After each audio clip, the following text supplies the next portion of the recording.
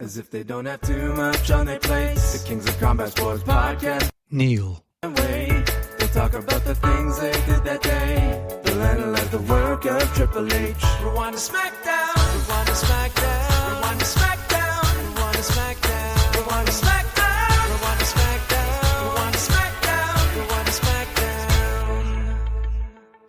Hello and welcome to all of our free feed listeners and viewers over to Rewind to SmackDown. My name is Ting for all of you, and this is Neal Flanagan. Hello, Neal, once again. Hello, Wai, once again. Yes, we've just gone through the news and we finished off on the bombshell that Wai has got a cold days, hours really, before he has to climb over 1,700 steps of the CN Tower at speed. So this is the body part injury you suffer on the go-home show, so that in the match at the pay-per-view, you have an interesting, compelling story to overcome. So that's all this is, but thank you for bringing this up. I am, I was in the thick of training this particular week, doing my steps outside in like what feels like 5-degree weather, at least in Toronto, and a little bit under the weather, but I mean, I should be good to go, for my sprint up the CN Tower happening Sunday morning. I'll be up there. I'll be doing it and competing with John Pollock, Jack Wannon, Jesse from the Six, Braden Harrington, and of course Davey Portman, probably getting up there before all of us, or over at the CN Tower. I do want to update, and I do want to thank everybody for your continued support at postwrestling.com/climb. We, of course, met our first goal of $750. We met our second goal of $2,000. And we are doing so tremendously, I think, well, because of all of your generosity, that we have upped our goal to our total from 2 years ago, $3,025, trying to beat that high record from 2024. And so far, we are very close. At present time, while recording this at 11:35 p.m., we're at $2,803. So almost just a little over $200 shy of reaching our goal of the highest we've ever raised for our WWF Climb efforts. So still time to get that up there before Sunday. So every dollar helps, of course. This is in support for the World Wildlife Fund, which is a tremendous cause, and give us a little bit more motivation as we are up there thinking about all of you. So that is Sunday. Awesome. An early start, I believe, as well. 8 a.m. We'll be up there, and we'll be having brunch afterwards. We've already made plans for that. So awesome. All right, Neal. We are here. We're here to talk about tonight's edition of SmackDown. First of all, any thoughts on like any of the call-ups? I mean, anything taking place on NXT? It's sort of been a big week of like post-WrestleMania activity. It has. I was very interested, and we'll talk about this as we get into the show, to see how Ricky Saints would be treated tonight, because he was trailed last week. We got that very, very good call-up that we were praising to the heavens last week of fatal influence. Yes. And I do have notes. Anyone who follows the socials will know that the great Sean has a reel or a short on, if you're a YouTube person, on both Wai and I calling this faction Fatal Attraction multiple times last week. I had no idea. Neither of us catching the other one doing it. I had zero idea until I saw the reel, which did make me laugh because it's interspersed with clips from the movie that work really, really well. A movie I've never seen, but I assume you have, Neal. I have not for a very long time, but it's a memorable film. Fatal Influence just does not sound as natural as Fatal Attraction, but nonetheless, please bear with us if we make that mistake once again. We are informed that we are doing that, so we'll try our best not to. Okay. So yes, I mean, they were a tremendous success. I was curious to see what would happen tonight with Ricky, and I didn't really expect Blake Monroe yet, because she got the coming soon treatment last week, which led me to believe we wouldn't see her yet, and we didn't. We just got another short vignette with her. But I mean, I think they've been doing pretty well. So, Fatal Influence are the standouts so far. As we get into the review, I do have some thoughts about how Ricky, particularly the end of his involvement in the show tonight. Yeah, well, we are like a week away from Backlash right now, and therefore, it seems like they're pacing, all of the call ups and making sure that there's enough time and a place for everybody, and so I wouldn't expect Blake Monroe, certainly, maybe not until after that. But let's go over to tonight's edition of SmackDown. This is taking place from Tulsa, Oklahoma, in the what is this place called? Sorry, as I drag my notes out here. The BOK Center in Tulsa, Oklahoma.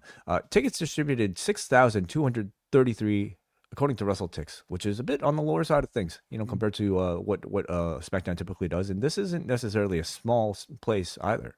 So 6,233 is what they drew tonight. Cody Rhodes starts things off. He's got some news. He has just been cleared for action. So he asks, what's next? And out comes the debuting Ricky Saints. He does his same NXT entrance, which I have to say, Neil, like, I think of the PC, it plays well. Yeah. In an arena, I'm not as big of a fan of the whole da, da, da, da, da, like the arm raising thing. Yeah. I don't think it works as well personally, at least on this first go. Any thoughts on just the I completely agree. It's in my notes. I wasn't a huge fan of it in NXT, to be honest, because beyond the very initial part of the theme music, it goes into just the most generic theme music imaginable, and there is the dun dun dun where he can do some motioning. Well, the motion is simply him raising his hands up like he's like a little kid, Yeah, he won the race. The presentation isn't tremendous. The theme music's awful. So as I've already said, could be worse, Neil. Okay, like he could have some sort of stacking them, racking them. Yes, it's true. But no, I agree with you. I think this entrance wasn't blowing me away in NXT, and in the larger space of the arena, it looks a bit weak. How did you feel about his reaction from the live crowd in Tulsa just upon entrance here? It was okay. Not a massive reaction. It was pretty mild, and I'm sure these people know who he is, So it's interesting to think, though, that there was 6,000 in a large arena. That hadn't factored into my calculations about all of this. But there were some very good reactions tonight. Yes. So I would say it was fairly mild. I would also say mild. Like, it wasn't necessarily like an Obafemi reaction, nor maybe even a Trick Williams reaction, but kind of just okay, which maybe says a bit more about just maybe the amount of hype he was able to create within NXT. So Saints acknowledges that he and Cody are not strangers. He says a revolution is happening and the leader will be Saints. He says, "Welcome to Friday Night Saints," which elicits some boos and Cody chants. Cody says this is a bold move. He says, "What is the difference between now and the last time you stepped up to me?" Which of course references Saints' AEW debut, answering Cody's TNT title open challenge way back in 2020. The crowd does react to this with an ooh, so it maybe conveys that at least a large section of this audience recognizes and totally understands this AEW history. Starks says his 3 title reigns have aged Cody. He's a former NXT and North American champion, and he has stood in the background and congratulated Cody after all of his successes, and he hopes Cody will do the same because he is here to relieve Cody of his duties. Cody takes this as a challenge and makes the match for tonight. Stark says one more thing. He says he didn't come here to make a statement. He came here to change who this show is about. And Cody again repeats that he is easy to find but hard to beat. So I felt overall this was a good showcase of Saints' comfort on the microphone, which even dating back to that first AEW appearance, I think is his very clear strength. Pairing him with Cody right off the bat, folding their AEW history into the present, I think helps fit Saints into this world in a way that suggests he's always kind of been lurking in the background, especially when he says he's congratulated Cody for all of his successes. I did overall enjoy this segment as a way to introduce him versus maybe just perhaps just even just a match against a lower card talent. But what did you think about this section before the match? Yeah, the entrance aside and the fact that the crowd reaction wasn't wonderful, Saints did a very good job of the promo, and it is something that he excels at. I remember this guy on NWA Power before AEW, and even then he was extremely charismatic and good on the mic. He's not lacking in self-confidence. So the question for me in WWE, including NXT, was, well, he's going to be written to a little bit more and having to deal with some of that. How will he perform? And he didn't show any nerves, any issues tonight. I think, when the meat of the segment got underway, he did well. The crowd perhaps weren't reacting wonderfully to it all, but I mean, I can't fault his end of the bargain in the work that he did. Would you say overall his NXT run was a benefit to Saints, or do you think he would have received a similar, if not maybe even better reaction if he came straight from AEW upon signing? My gut tells me he'd have got a better reaction if he'd gone straight to the main roster, and he could have. I don't think he's benefited much from a year in NXT. There's been no tangible improvements, and I really don't think there were many improvements to be made. So, yeah, the answer really to the question is fairly simple one. I think it would have been better had he been just brought straight into SmackDown or Raw. I tend to agree. I think there's a certain level of like buzz attached to somebody when they're a free agent, or at least just coming over from the other roster. I suppose maybe one of the excuses is that maybe they're focused on something else and didn't really have the time to make room for Ricky Saints, or they didn't feel like he was a big enough start to make room for. But yeah, it maybe again further suggests that like it wasn't necessarily. I don't know if it was necessarily a productive NXT run. You could say it's one that I don't know, like gave him some accolades to attach to, like being NXT champion. I think that means something. But it didn't necessarily make him a hotter act, upon debut. But of course that can all change, in the weeks ahead. Agreed. So, I think the only other thing I would add to that way is because he was already a known quantity. I think people like Obafemi, Lash Legend, they can benefit from it because they're coming through the system. They're not coming from somewhere else where they're already a known quantity. And I feel like that can be a difference with Saints and with some others who we've seen go to NXT. Sometimes it feels almost needlessly. So we go to the back with Charlexa. They're talking to Kathy Kelly, and Kelly asked them about fatal influences, numbers advantage. This is when Rhea Ripley steps in. I got it this time. Rhea Ripley steps in, says she's willing to put her differences with Charlotte aside in order to help. Charlotte is reluctant and turns her down, saying 3 is a crowd. So playing hard to get. That's her thing. Yeah, and somewhat telegraphing what was to come, I have to say, as a seasoned viewer of this show. You don't say. Yeah. So we get to hear from Jacy Jayne and Fatal Influence. They come out here arriving for their her match against Charlotte, and the crowd boos them off the bat. I would say it's a good reaction, but not the drowning boos that we heard last week, which, I mean, if you're going to get one of those reactions, at least it took place on that great debut here. Jayne says that they're happy to embarrass a legend tonight, and they're going to embarrass them one at a time, starting with Charlotte Flair. So they are doing a legend killer gimmick, and there are certainly plenty of them, you could say, on this roster.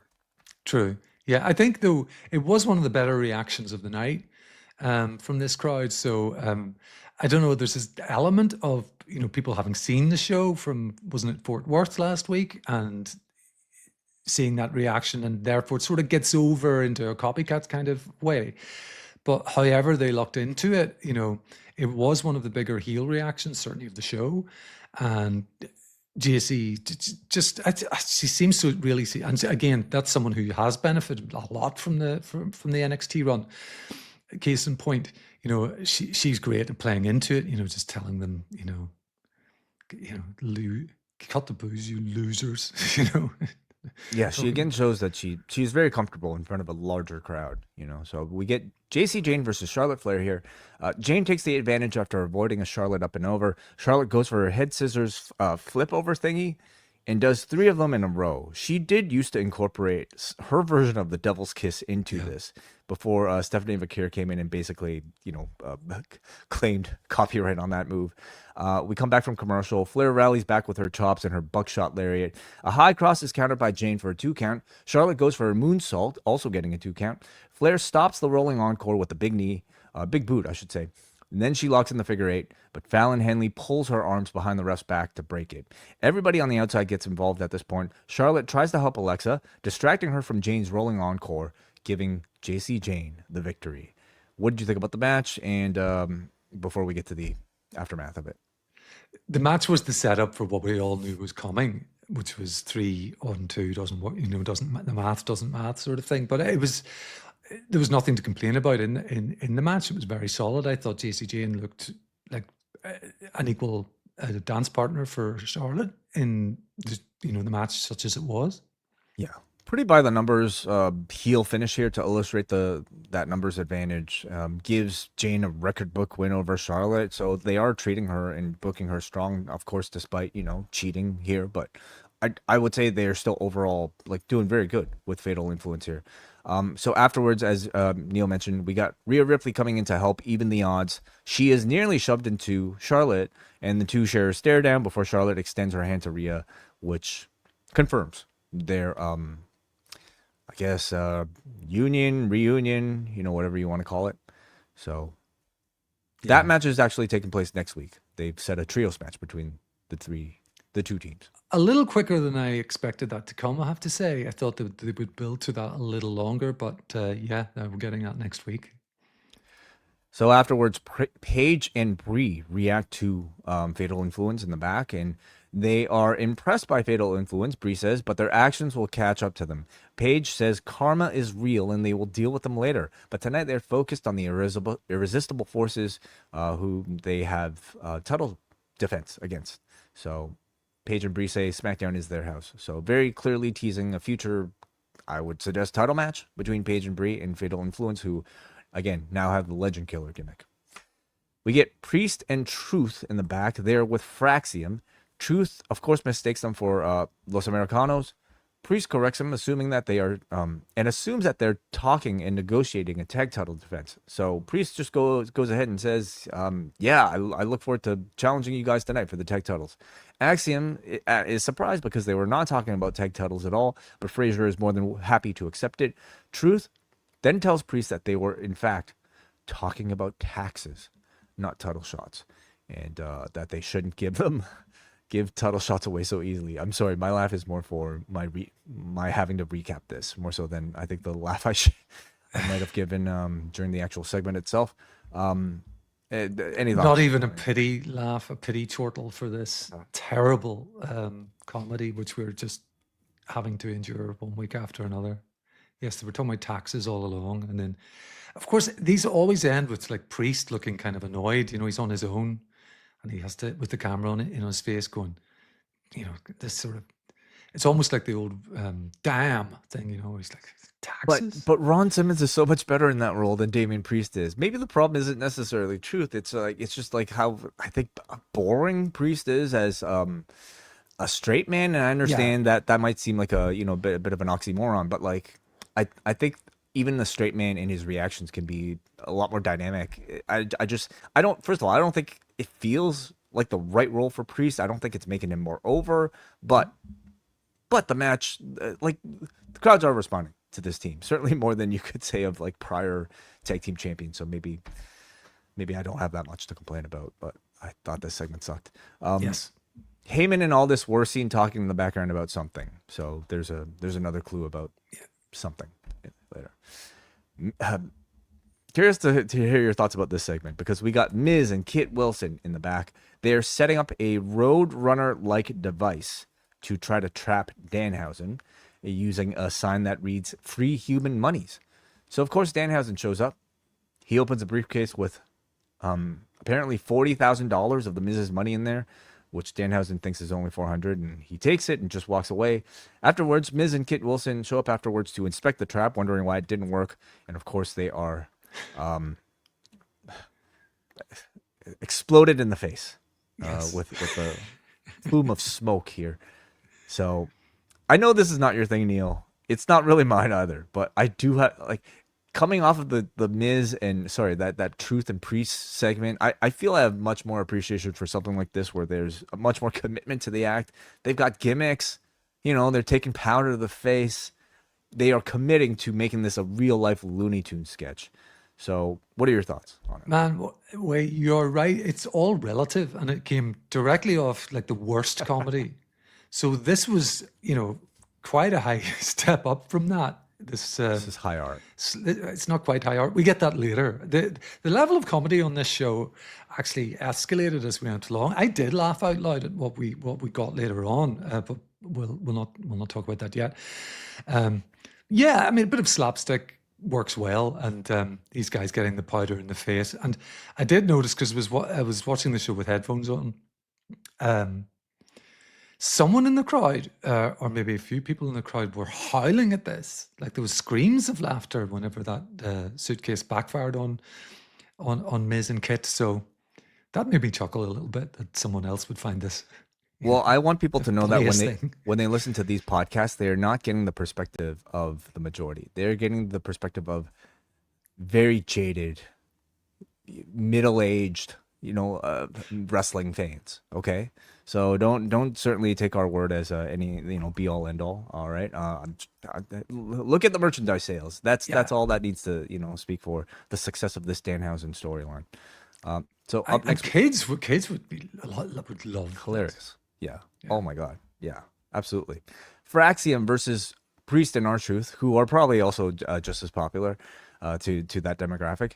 They are having a match, and through a commercial break, Priest tags in, taking out both high flyers. Frazier avoids the South of Heaven. Truth then tags in with a Cena 5 moves of doom. Fraxium launch into a series of dives to the floor, ending with the Golden Triangle moonsault from Axiom.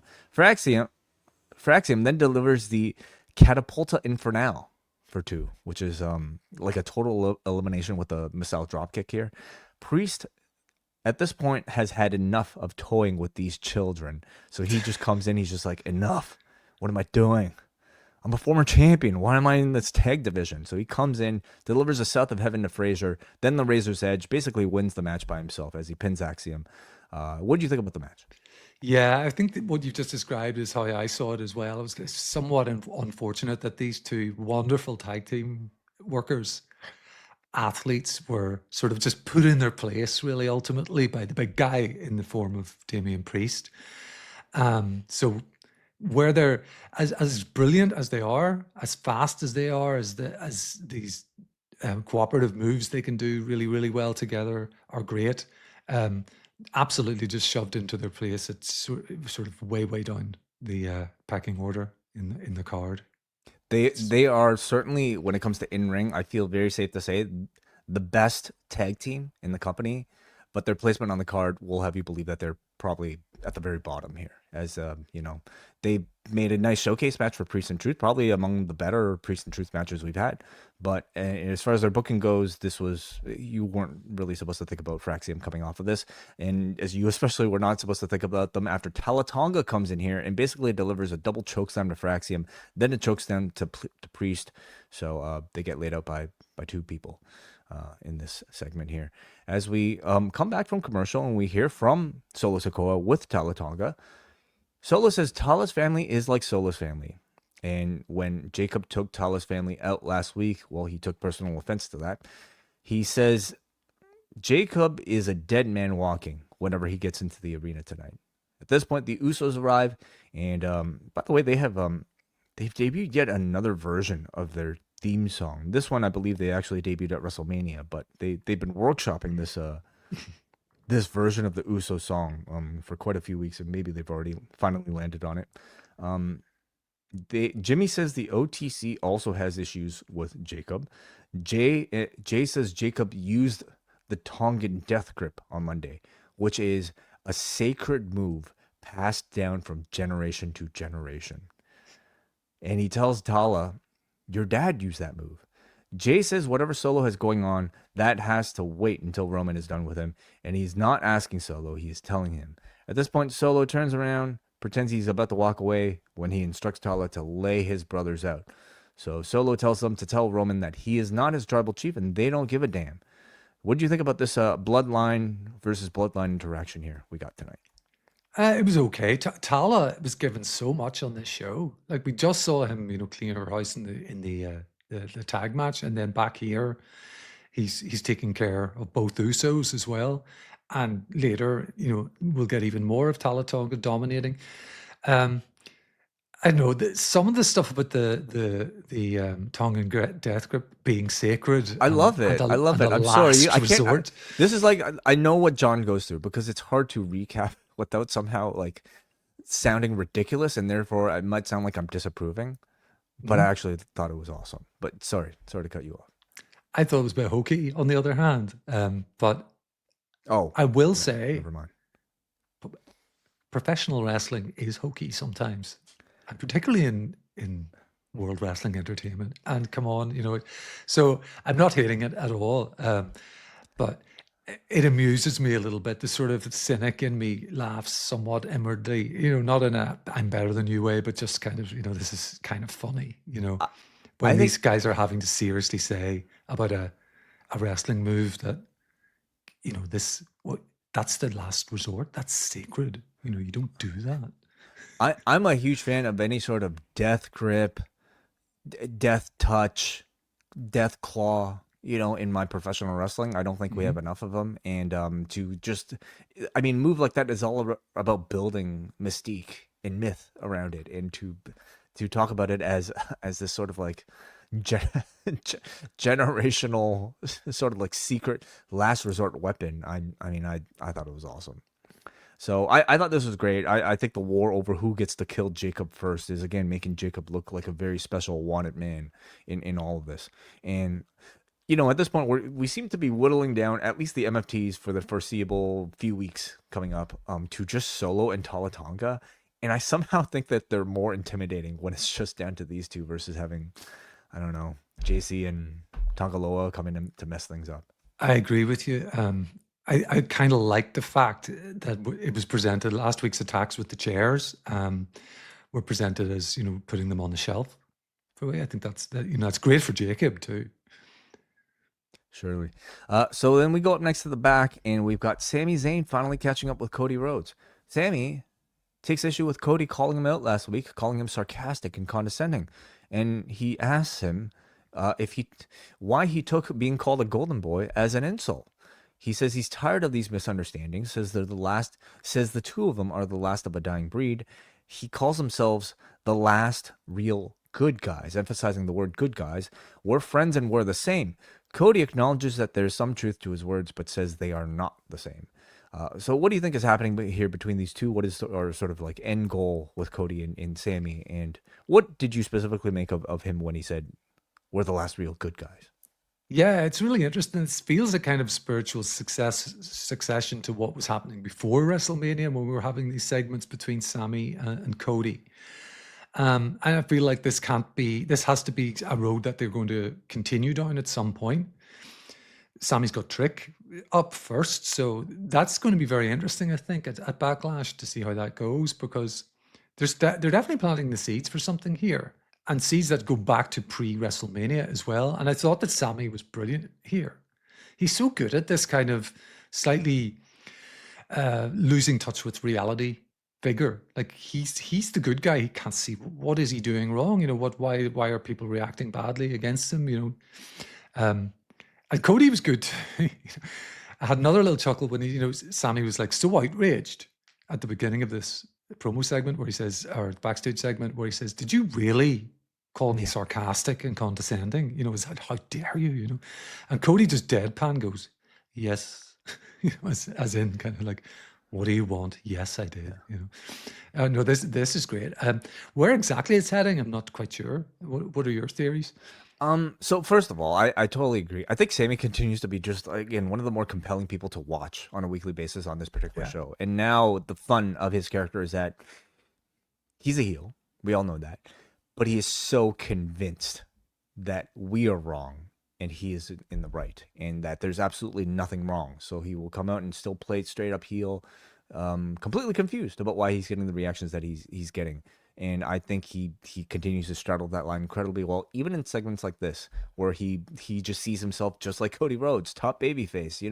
We're the same. Now, what exactly is in the works? I mean, prior to WrestleMania, I certainly felt like Cody was headed towards a possible heel turn. I feel less confident about that now. However, it's still not out of play, especially if a title change might be coming, if he might be dropping the belt. So it's possible we might be looking at a future team, but I mean, also thinking about all the business metrics, it seems very unlikely that like they would Yeah. just flip Cody just like that too. So maybe it's a feud, between the two of them down the line. Maybe in the near future. Maybe that's more likely, Neil. I'd love to see option A though. I mean, how interesting would that be? How creative would Sure. that be? I think it would be wonderful. But I think in the end, yeah, the moving of the merch and the fact that they've got this back on top, re-cemented as the top face in the company, all American, figure, they'll want to hold on to that probably. So up next, we get our match between Cody Rhodes and Ricky Saints. So this is, of course, well, would you believe, the first match that these two have had since that AEW debut for Ricky Saints, Ricky Starks, back in June of 2020. These two did not wrestle each other in a singles capacity all throughout their AEW run. So Saints gains control through the commercial. He punches Cody, landing in the injured eye of Rhodes. Rhodes comes back, delivers his power slam, disaster kick, Cody cutter combo. Saints stops a power slam and hits him with this sort of inverted version of a Sister Abigail. They trade quick near falls. Saints goes for the Rochambeau. Cody counters with the crossroads that Saints takes with a very nasty, almost like headstand, giving Cody the victory. So unlike maybe prior week's matches involving an NXT debut and a champion, this did not end in a non-finish. They gave the finish here to, well, the champion, successfully defending. What did you think about the match itself and also the decision here at the end? Well, the match itself very competently wrestled between the two of them. I thought that was great. That landing, that crossroads landing, did look gnarly, and because of what happens next, we didn't get a chance to, because that's the sort of thing they replay at least once. But they were straight into an angle right after this, which we'll get to. But I thought the match was very good. I did feel like the crowd, they came to life a couple of times for Cody's rallies, to chant his name, but they didn't seem very alive for this. I think that affected it as a TV product. You want big reactions to some of the moves, and we weren't really getting that from the crowd. Yeah, I wouldn't disagree with that assessment of the match itself. I thought it was a well wrestled match. These two, I mean, I think showed very strong chemistry. Like, they probably wanted this match together for a very long time. But I think, again, it maybe goes more to show Saints' status coming into WWE, not necessarily as much of a hyped figure that maybe warrants like a lot of reaction for a match against a champion. This didn't, even though it might have been a dream match for these two, didn't feel like a dream match of any real sort, But still, I felt like it was a good way to debut Saints. Would I have had him lose upon entry? It's certainly debatable, but I at least felt like he looked competitive against Rhodes. And that to me is at least like a good baseline, to tell your audience this is a guy who's at least good enough and certainly confident enough, to step up to the champion. I certainly preferred this finish over another DQ, which I think they would have received a lot of criticism for. I agree. I might have given him a little bit more in the match, because in the end, you could argue that he came out in the beginning of the show. If you weren't that familiar with this guy, he's extremely arrogant, and then he gets put in his place in the end. So, and then of course, like as we're about to get to, he's forgotten about almost immediately anyway. But I think I might have made the match a little more competitive, but I agree with you about the non-finish issue. You think he stays as a heel? I do, for the moment. I think they'll let that run its course. If it's not working, they'll readjust, and they should probably. So right afterwards, in comes Gunther. How can this be, Neil? Yes, Monday Night Raw's Gunther. Yeah, he's a Raw guy. As are the Usos. Anyway, I mean, again, we've established if you're related, but you have a pass. Gunther. You know what? Maybe the Paul Heyman thing, negotiating with Nick Aldis, that actually might be exactly what this is. Yeah, we just explained it. So Gunther grabs the WWE title. He holds it up after choking Cody out. We obviously have our next match. Now, with Backlash a week away, I mean, they could, cram this onto that show. But also just as likely is that this match could take place at Clash in Italy, which takes place at the end of May. What do you think about this program and this direction, and what do you think the outcome will be? I like the direction, and I think it's up in the air because this is Gunther, who has had such a run. So I don't think this will happen on Backlash because they would have to announce it. Either Cody would have to turn up to Raw to address it, Gunther, which could happen, of course, and they could make the match. But I think this is too big a match to just squeeze onto the card with, a week to go to a B-level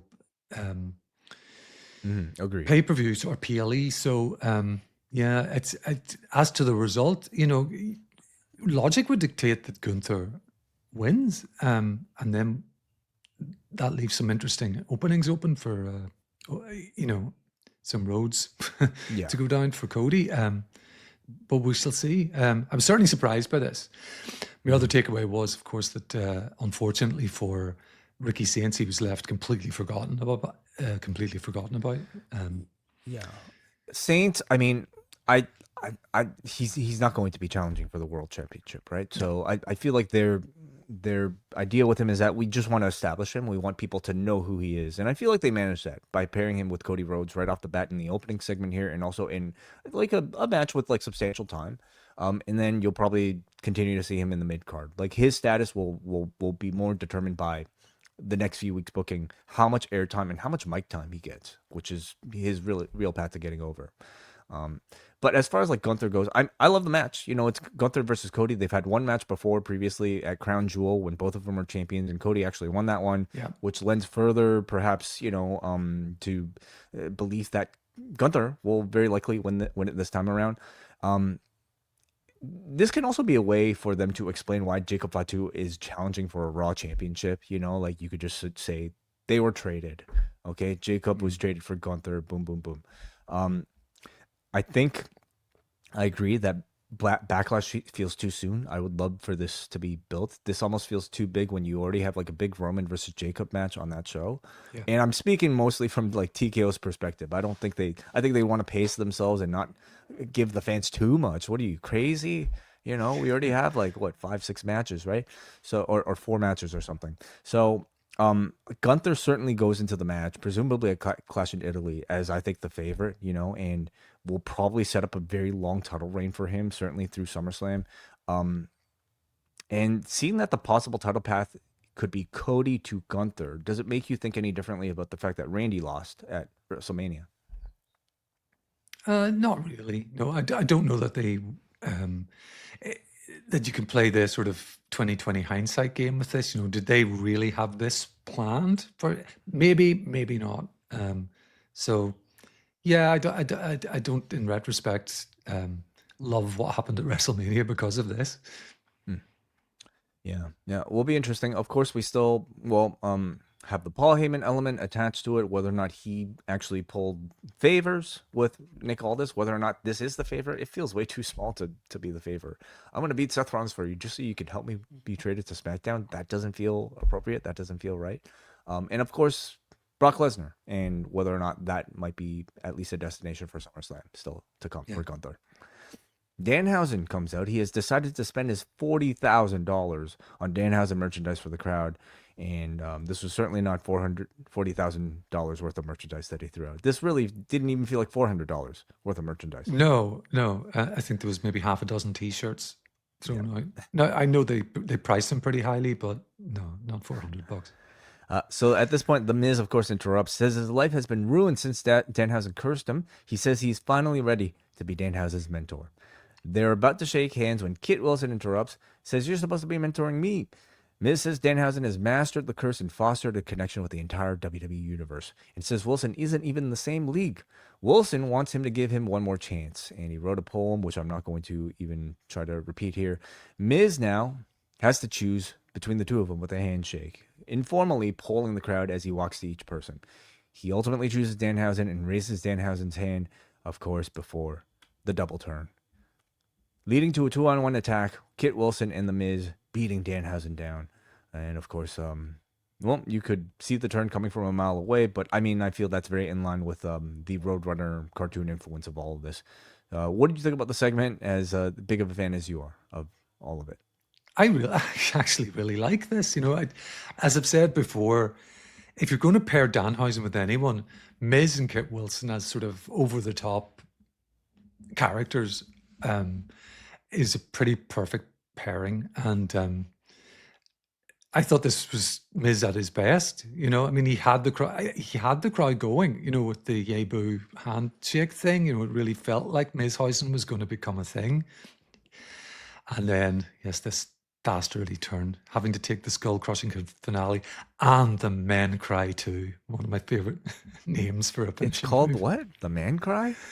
Men cry too. Way. That's what That's the big spinning that's the elbow. spinning elbow. Yes. Men It's been cry named- too. Men cry too. Yeah. The men love cry too spinning elbow. So no, I love this. Actually, I really enjoyed it. I think again, it's like wonderful fodder for kids, but I can appreciate stuff like this as You've well. really 'cause turned the it's- corner on this over the past couple weeks, Neil. I have, yeah. I think convinced that's you. true to say. Yeah. Yeah, I thought this is a very effective way to build sympathy for Danhausen, of course, leading to our match announcement to come a little bit later on.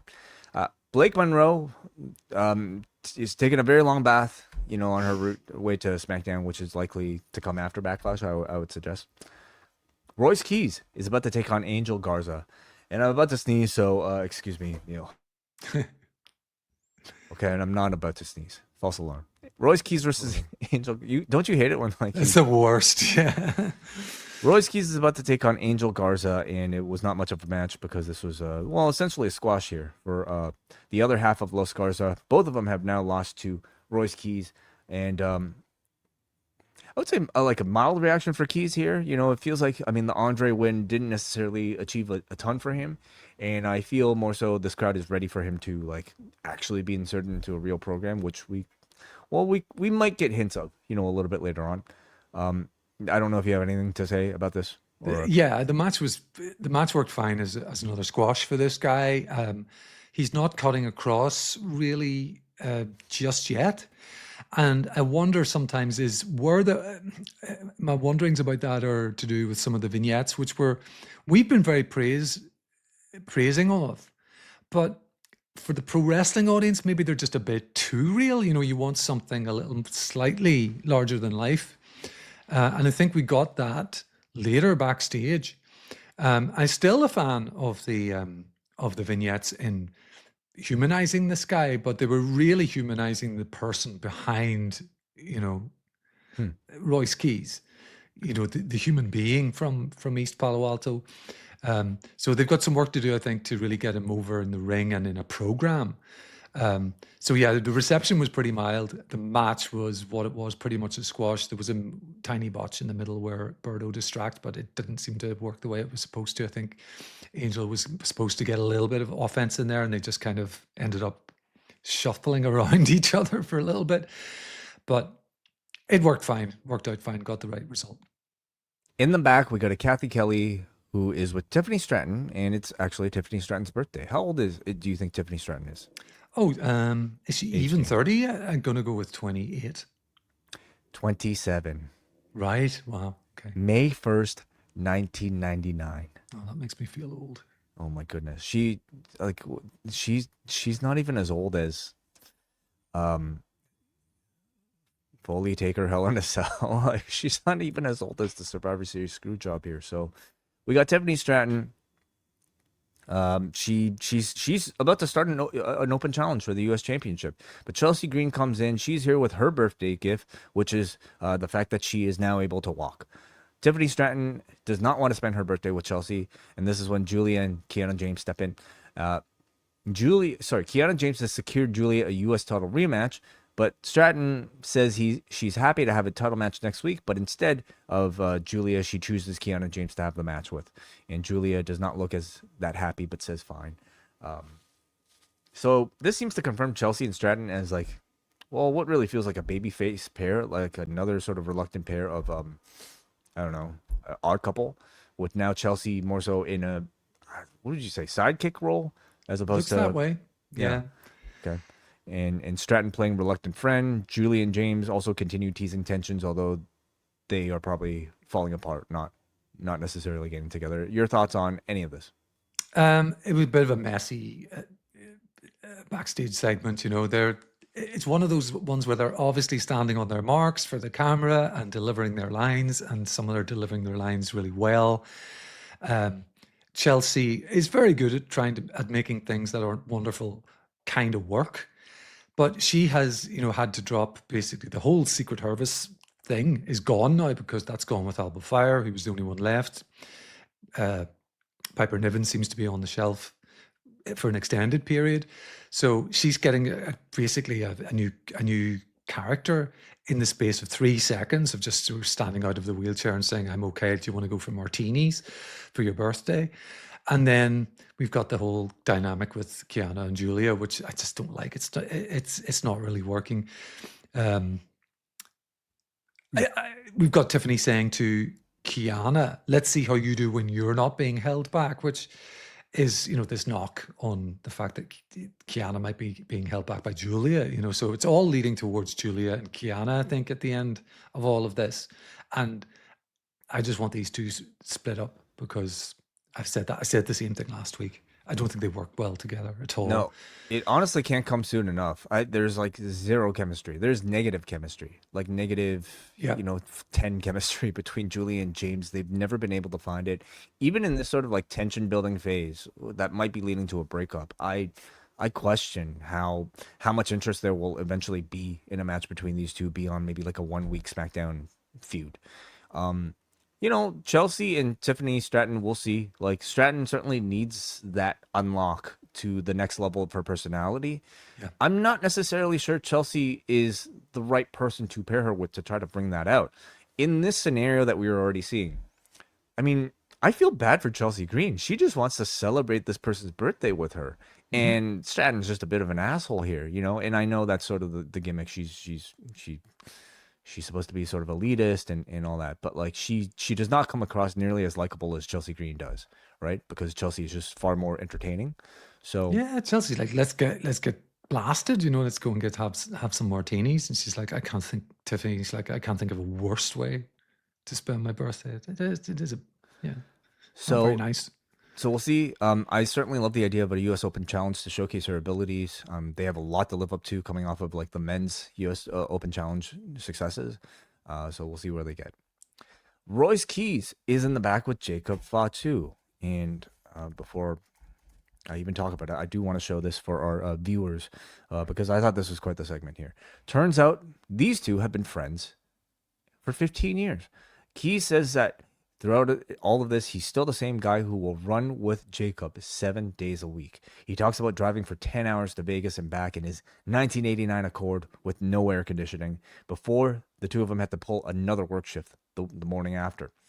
But he warns Jacob that Roman and the Usos are back together and they're taking everything they want.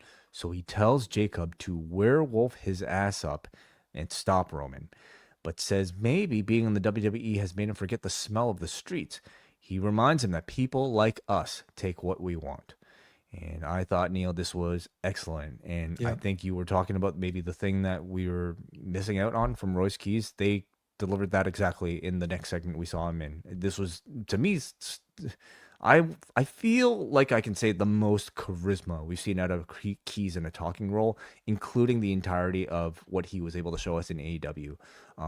I loved the world building here through his explanation of, in great detail, the long trips he and Fatu would take together in his 1989 Honda Accord with the windows down. And he paints a very clear picture of the humble beginnings these two come from. And, with Fatu being like a main character on the show right now, having Keys attached to him immediately kind of adds that relevance to Keys as a character on the show. Your thoughts on it all? I agree entirely. I mean, here we have Jacob, who's been decimated the MFTs last week. He's in he's in the top program for the next PLE against Roman Reigns. And he's attached now to, Royce is now attached to him in as close a way as you could imagine, this world building, as you put it. I don't know if it's exaggerated or not, but I bought into every word of this, that this They're is both so from true. the Bay Area. According to Ellie's Cage Match, they do have records of having matches together back in 2016 for APW. So it's not hard to believe that they would have known each other prior to that. I bought into it, and it came across, even if it's not every word of it wasn't true, it certainly came across as to what was. that they're guys with rough upbringings who remember, what the streets and, maybe from, having to rely on their wits and all. And all of that felt incredibly authentic to me here. My issue was a little bit with what happened next, but the interplay between them felt very, very natural too, because like Jacob is just, they're bumping shoulders. He's saying, 100 to whatever Royce is telling him. And this is how you and I would talk, off air, of course. So as these two are saying their goodbyes, well, in comes Tala Tonga to ambush Royce Keys. This wasn't much of an ambush. You really should have waited a few seconds longer for Jacob Fatu to leave, because Fatu immediately sees this, of course, joins in on the attack, and of course out comes Solo Sikoa. But Tala Tonga is essentially enough to take both of them out here. You had Tala. Tala sends Jacob through a table here, and this is on top of Keys already being laid out. So the strong booking of Tala Tonga continues on the show, having him take out both Jacob and Keys in this. This is where I had in my notes, they're giving Tala an awful lot on this show, maybe too much. I think the fact that he was able to lay out both of these guys here was maybe a bit much. I would have preferred this. I get why in storyline toward the end of the show, they needed Jacob to have been in peril here, or to be seemingly out of the picture for what happened later on. But it felt a little bit much, I thought. Why is too much a bad thing, Neil? But I don't buy into Tala Tonga, I guess, is the very short way of putting it. I don't think he looks that menacing in the ring, apart from being, as they keep reminding us, 7 foot tall. But they're trying to get a lot of people over at the same time, and this is one way of doing it. I just felt maybe this was too dominant for Tala Tonga, because it sort of felt, well, okay, they've got the Usos in the main event. We know that. How can the Usos possibly win against this guy? At this point in the show. I mean, I feel like that's a good thing that you might be thinking that, isn't it? But of course, for you, Neil, they did book an ending that will soften things a little bit for Tala Tonga later on. Sami Zayn comes out. He comes out high-fiving everybody like a babyface would. The gingerbread outfit is standing in the ring, I would suggest on some sort of mannequin. So Zayn says that he loves being in Tulsa, Oklahoma, and talks about going to the Bob Dylan Center. And I don't know how popular this Bob Dylan Center is, but it got no reaction. Yeah. And of course I understand Zayn is supposed to be here being this sort of disingenuous babyface. But usually mentioning some sort of landmark in a city would elicit some sort of I don't know, automatic reaction, right? Yeah. Nobody in Tulsa seemingly likes this Bob Dylan Center. No reaction to it. So he talks about how I don't think they're fans. Yeah, there was no real reaction to the as musos. We will all heard the trope about when Dylan went electric and all of that. There's no reaction to any of that talk either. This crowd clearly not Bob Dylan fans. Zayn compares himself to Bob Dylan when Bob Dylan went electric, and they turned on him and booed him. And Zayn says he can relate because he doesn't know why he's been getting booed. He again shouts out his ride or die fan club, which now does elicit more and more boos each single week. He says he can handle some boos, but can't handle disrespect from somebody like Trick in the form of this gingerbread stuff from weeks ago.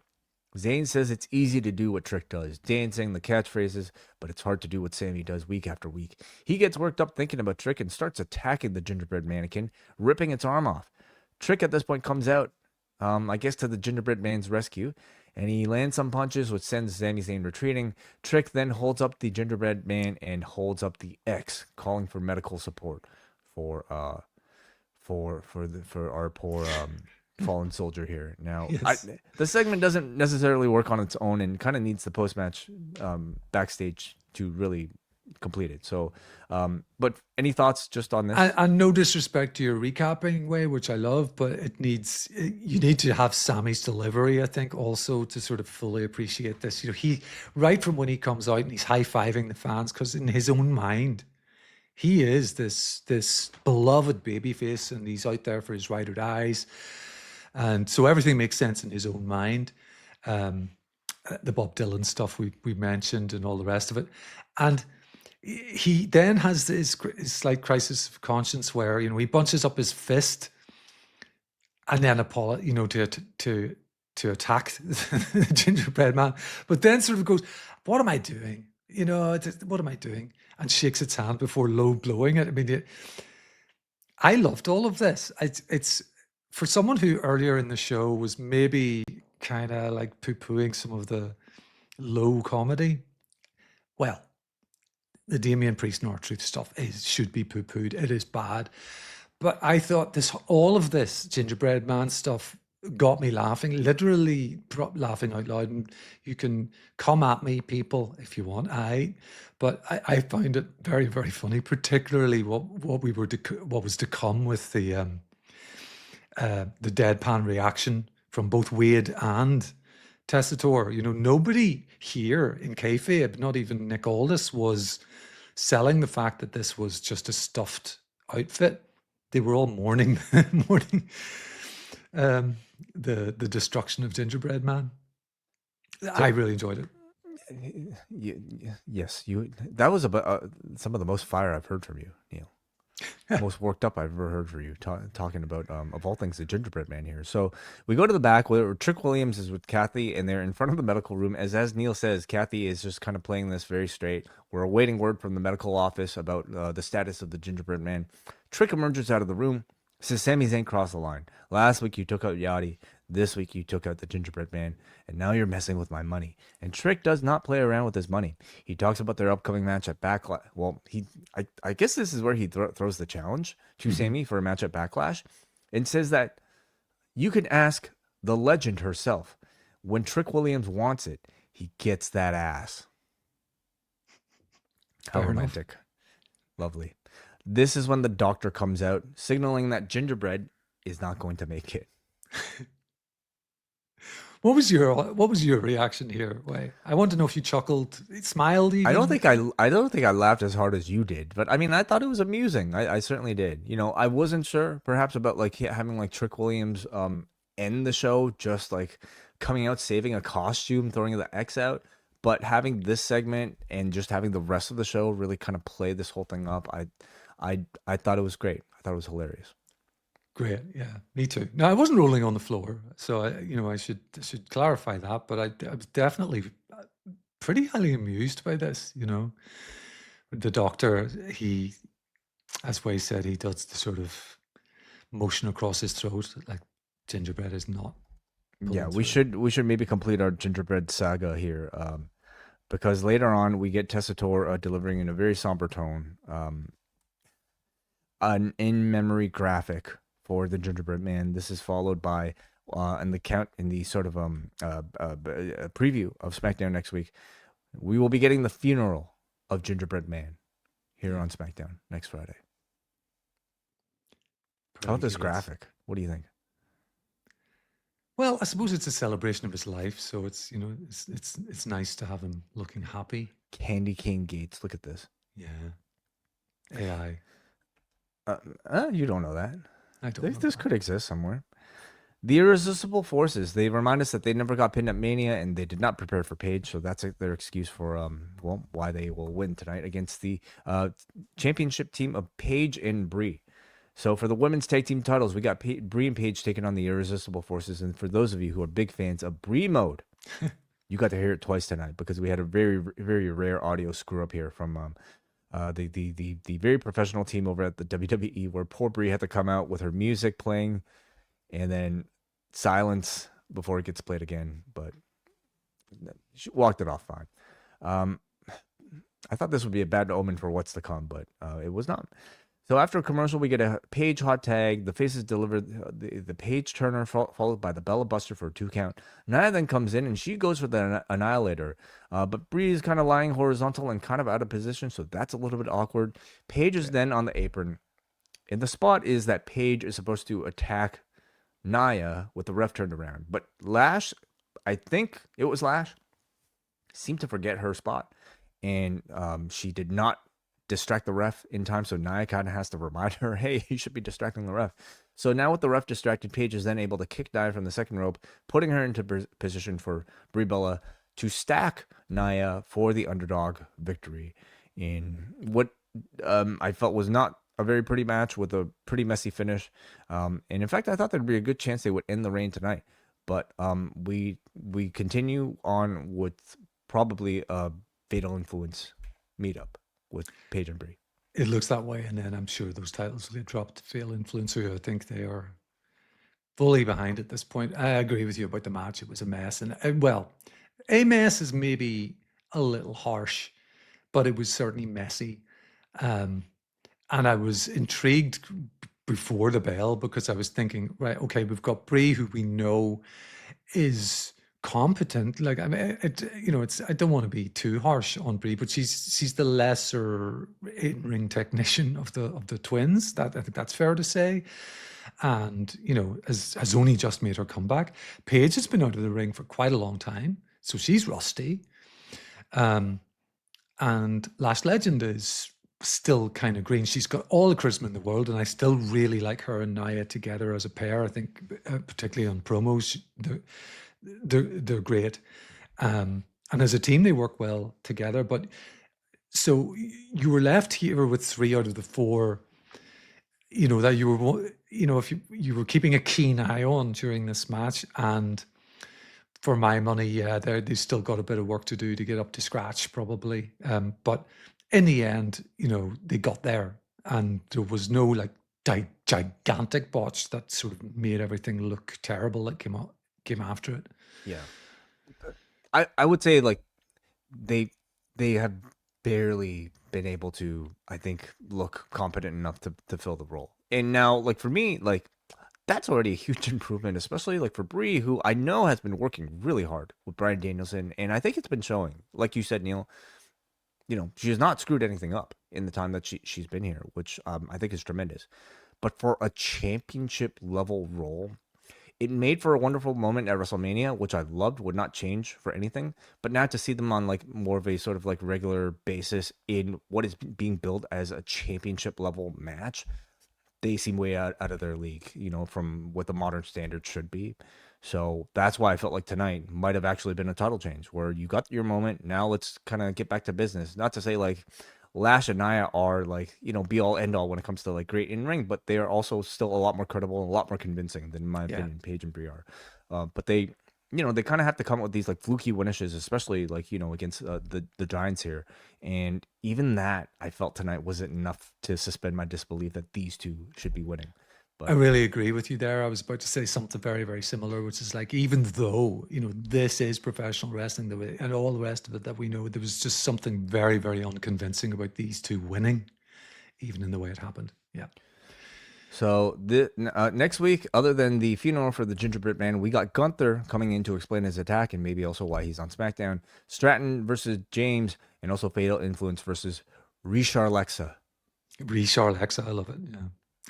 Again, this is happening a little faster than I thought, that getting the 3-on-3. But, as you said, it's probably tying us into the tag scene, which we've just talked about. In the back, Sami Zayn complains to Nick Aldis about this mocking segment of this gingerbread funeral that's about to take place next week. Aldis is playing along with the act, telling him to have some respect.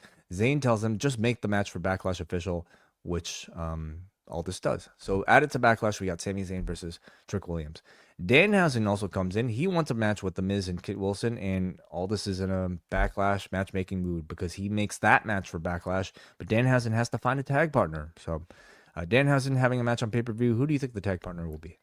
I haven't had enough time to think about this or to look at the SmackDown roster page, to see who could it be. Could it be a new? No, probably can't be a new arrival at this stage. So I don't know. Who do you think? Do you have any ideas who would be a good fit for what celebrities are out there? It's got to be Stephen A. Smith. Oh yeah. Well, yes, he is still cursed. This could be his way into being uncursed. Yes, we could get an integration or an activation here, couldn't we? I'm not sure, but I think it'll be entertaining. I'm sure it will be. I'm sure it'll be a massive hit on the show. I'm not even only joking. other note. only other note about this segment is the gaslighting that poor Sammy is going through. Like, I think that, you know, he does have a case for losing his mind here, because like everybody, as we mentioned, from the guys on commentary to Kathy Kelly to his own general manager, is telling him this wasn't a costume. This was, have respect. Everyone is grieving. He was told about the. Sammy's like, what is going on? Is this a joke? And which is, of course, the reality of it. Yeah. I await like all the merch that they will sell for this Gingerbread Man. I don't think we've seen the last of Gingerbread Man, okay? Especially coming through the holidays. I feel like we will get Gingerbread Man back from the dead, perhaps. Okay, so Sammy then we got our main event here. This is the Usos and it's versus Tala Tonga and Solo Sikoa. This is our special main event here. A lot of emphasis on Tala Tonga in this match. Jimmy finally gets the hot tag to Jay, spear to Solo, but Tala makes the save. Usos work together to take on Tala with super kicks, finally sending him out of the ring. But Tonga catches them on the floor, destroying both Usos against the boards and the steps. He's about to set up an announce table spot when Jacob Fatu comes in to attack Tala, causing a DQ.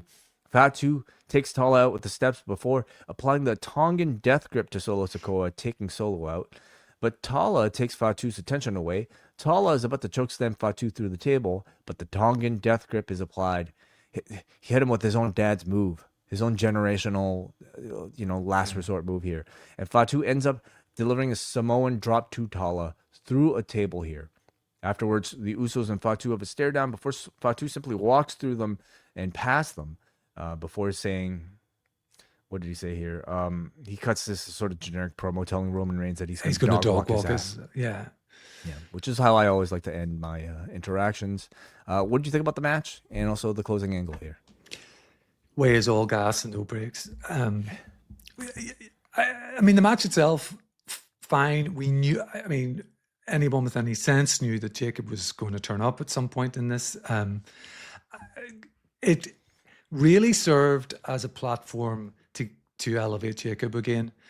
He's Tala, as I mentioned earlier on, running through half the roster on this show.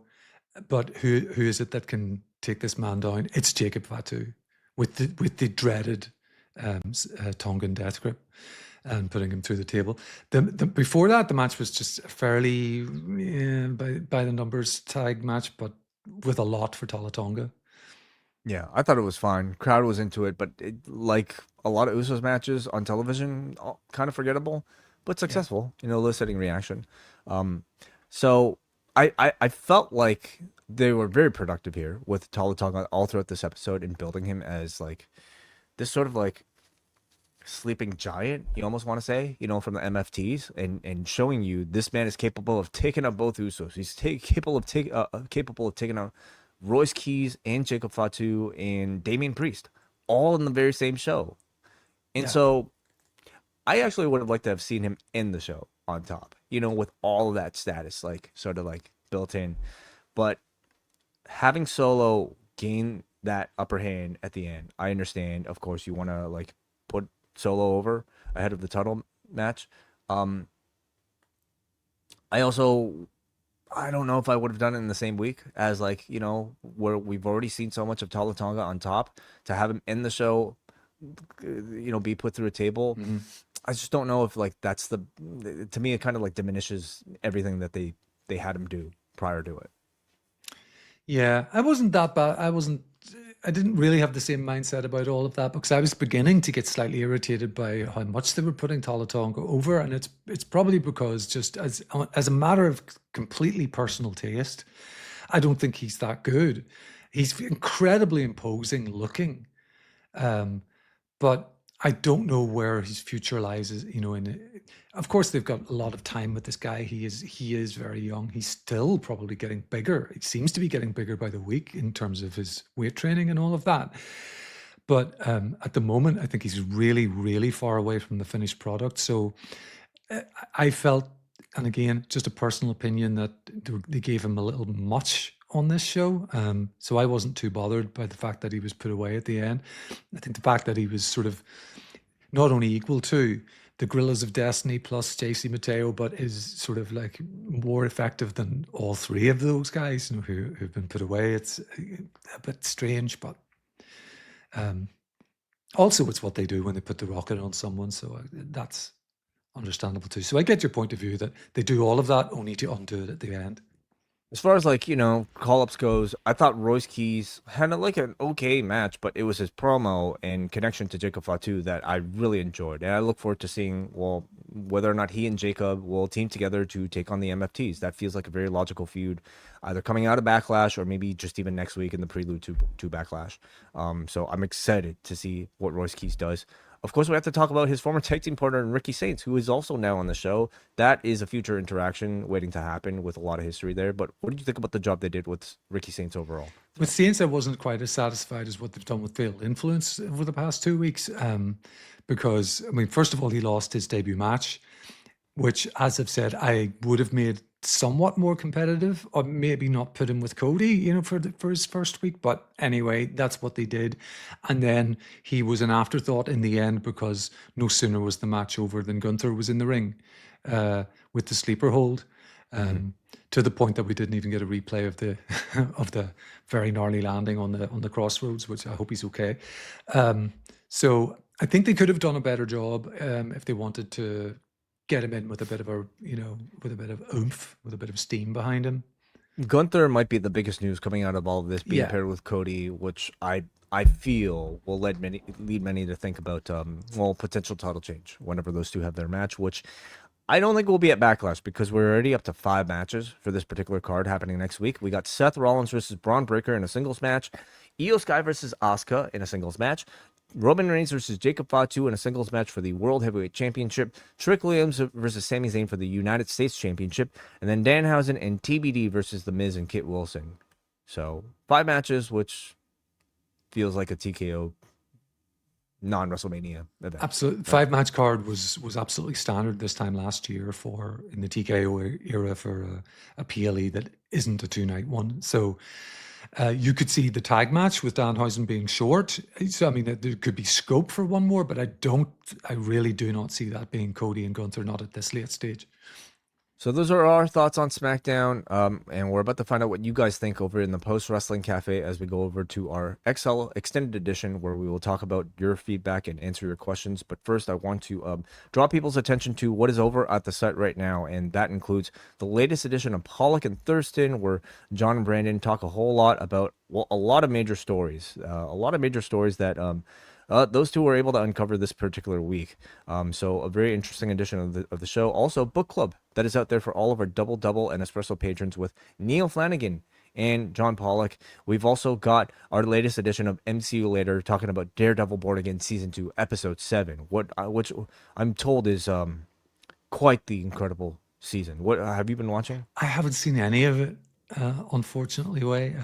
The Pit has caught my imagination because I was telling John the other day, HBO Max has really only just launched over on my side of the Atlantic, and it's bundled with my TV service, so I've got access to The Pit for the first time, and that's hooked me in. I don't watch an awful lot of television outside of wrestling, so maybe we'll launch a Pit review with Neil Flanagan and somebody. The Pit could Stop. be.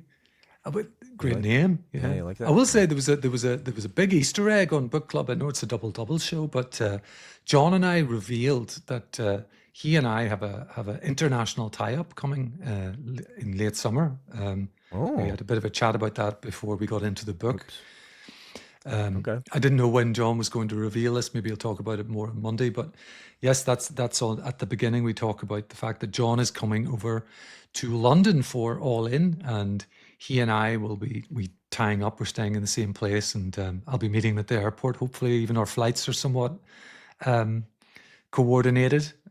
So for a few days, we'll be teaming up and trying to hopefully do the media day. Wrestling on the Friday night, then All In on Sunday, and doing hopefully some podcasting together from over there. So I'm very excited. Yes, John is going all in. He'll be traveling to London, and he will be joined by Neil Flanagan. I will be here, and I will be more than happy, watching home base while you guys, I'm sure, will deliver fantastic coverage. And I want stories. I want to know your experiences with the local cuisine. All right. We know that you will not likely have any sort of passport issues. Okay. I would double check John's, before he takes off. But I'm very much looking forward to seeing what you guys do on this trip. Oh, me too. Looking forward to a lot. It's a way off, the last weekend in August, but it's certainly something I'm looking forward to. A lot can change in the world between now and then, I suppose. Yes, you're right. All right, everybody. So that's it. Again, postwrestling.com/climb if you want to support us for our CN Tower climb this Sunday. And we will talk to all of you free members later. Let's go over right now to forum.postwrestling.com for our XL edition feedback.